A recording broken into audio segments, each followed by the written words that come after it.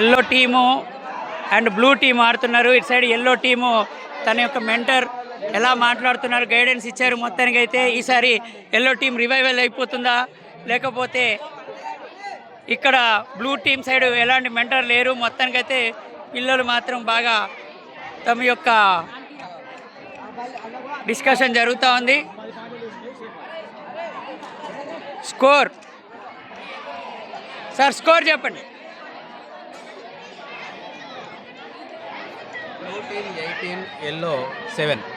Blue team 18, yellow 7.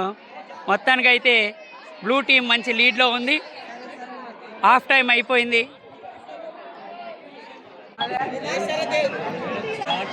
Okay, second half time. Yellow team 7 points and blue team 18 points. 11 points lead తోటి blue team ఉంది. రెండోసారి all out ప్రమాదం తప్పించుకుంది yellow team.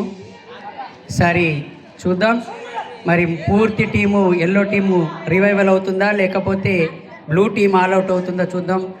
అనూహ్యంగా ముగ్గురు players, blue టీంలో ఉన్నటువంటి ముగ్గురు ప్లేయర్స్ ఆల్అవుట్ అయ్యారు.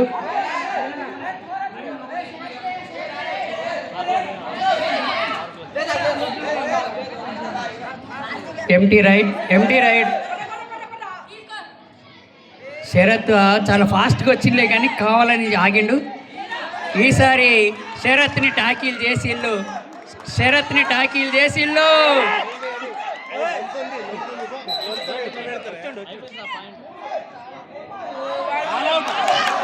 శరత్ అద్భుతమైనటువంటి సూపర్ రైడ్ చేసి పడేసిండు. టీం మొత్తాన్ని రివైవల్ చేసిండు. మొదటిసారి ఆల్అవుట్ కూడా చేసిండు. బ్లూ టీంని ఆల్అవుట్ చేసిండు. ఇది మొత్తానికి ఈ మ్యాచ్లో 3 పాయింట్స్. సో ఈసారి చూద్దాం మరి ఎల్లో టీము తన విశ్వరూపాన్ని చూపిస్తుందా, బ్లూ టీం విశ్వరూపాన్ని చూపిస్తుందా చూద్దాం. హేమంత్ రైడింగ్కి వెళ్ళాడు బ్లూ టీం నుంచి. అయిపోయింది, easy tackle. Next yellow team నుంచి సిద్ధు. ఈయన స్ట్రాంగ్ ప్లేయర్. తన యొక్క టీంని ముందు ఉండి తీసుకెళ్లాల్సిన బాధ్యత ఈయన మీదనే ఉంది ఎక్కువగా. చూద్దాం.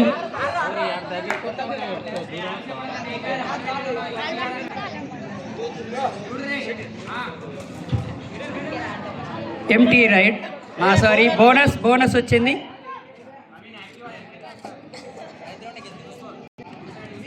సో బ్లూ టీం నుంచి ప్రవీణ్. వావ్, ఈజీ పాయింట్ తీసుకొని వెళ్ళిండు. ముఖ్యమైన మెయిన్ ప్లేయర్ని అవుట్ చేసిండు. మరొక్కసారి ఎల్లో టీంకి సంబంధించినటువంటి శరత్ లైన్లోకి వచ్చేసాడు.